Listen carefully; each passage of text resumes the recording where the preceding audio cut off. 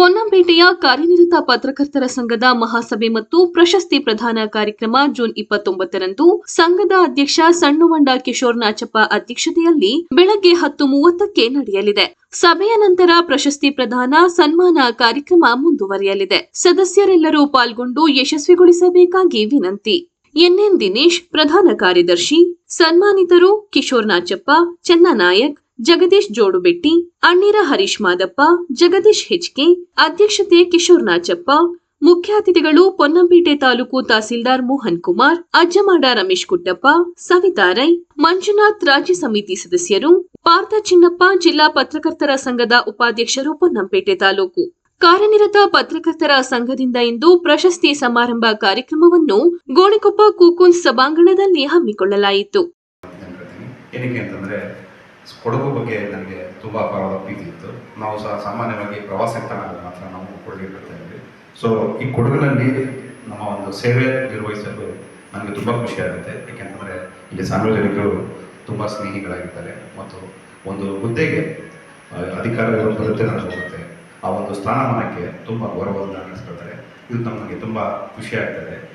ನಮ್ಮ ಒಂದು ಜೀವನಾವಧಿಯಲ್ಲಿ ನಮ್ಮ ಒಂದು ಸರ್ವಿಸಲ್ಲಿ ಕೊಡಗು ನನ್ನ ಸೇವೆ ಸಲ್ಲಿಸಿದ್ದಾರೆ ಒಂದು ಹೆಮ್ಮೆಯ ವಿಷಯ ಅಂತ ನಾನು ಭಾವಿಸ್ತೇನೆ. ಹಾಗೂ ನನ್ನ ಸ್ನೇಹಿತರು ಸಹ ಹೇಳ್ತೇನೆ.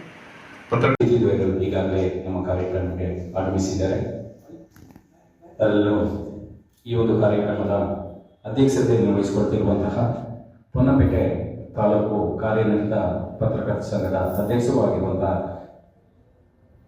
ಶ್ರೀಯುತ ಕಿಶೋರ್ ನಾಚಪ್ಪನವರನ್ನ ವೇದಿಕೆಗೆ ಆಹ್ವಾನಿಸುತ್ತಿದ್ದೇನೆ. ಅದೇ ರೀತಿ ಮುಖ್ಯ ಅತಿಥಿಗಳಾಗಿ ಆಗಮಿಸಿರುವಂತಹ ಪೊನ್ನಂಪೇಟೆ ತಾಲೂಕು ತಹಸೀಲ್ದಾರ್ ಆಗಿರುವಂತಹ ಶ್ರೀಯುತ ಕೆ ಮೋಹನ್ ಕುಮಾರ್ ಅವರನ್ನು ಕೂಡ ನಾನು ವೇದಿಕೆಗೆ ಆಹ್ವಾನಿಸುತ್ತಿದ್ದೇನೆ. ಸಮಿತಿಯವರು ಅವರನ್ನು ಕರೆತರಬೇಕು. ಹಾಗೆ ಗೋಣಿಕೊಪ್ಪಲು ಗ್ರಾಮ ಪಂಚಾಯಿತಿ ಅಧ್ಯಕ್ಷರೂ ಆಗಿರುವಂತಹ ಶ್ರೀಯುತ ಕುಲಚಂದ ಪ್ರಮೋದ್ ಗಣಪತಿ ಅವರನ್ನು ಕೂಡ ನಾನು ವೇದಿಕೆಗೆ ಆಹ್ವಾನಿಸುತ್ತಿದ್ದೇನೆ.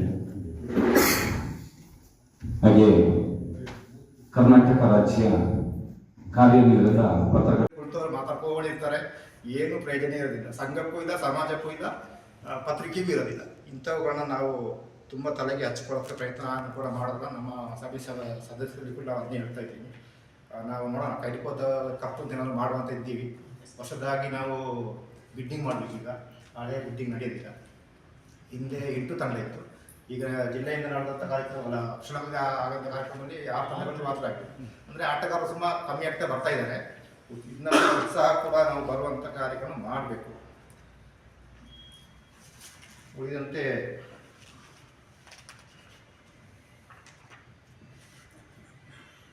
ವೇದಿಕೆಯಲ್ಲಿ ಇರುವಂಥ ಎಲ್ಲರ ಸಲಹೆಗಳನ್ನ ನಾವು ಪಾಲನೆ ಮಾಡ್ತೀವಿ. ಹೆಚ್ಚು ಕಾರ್ಯಕ್ರಮಗಳನ್ನ ಮಾಡುವ, ಇನ್ನಷ್ಟು ನಾವು ರಾಜ್ಯದಲ್ಲಿ ಗುರುತಿಸಿಕೊಳ್ಳುವಂಥ ಕಾರ್ಯಕ್ರಮಗಳನ್ನ ಮಾಡುವಂತ ಹೇಳ್ಕೊಳ್ತಾ ಇಂದಿನ ಸಭೆಗೆ ಆಗಮಿಸಿದ ಎಲ್ಲರಿಗೂ ಧನ್ಯವಾದ ಹೇಳ್ಕೊಂಡು ನನ್ನ ಮಾತನ್ನು ಮುಗಿಸ್ತೀನಿ. ಧನ್ಯವಾದ.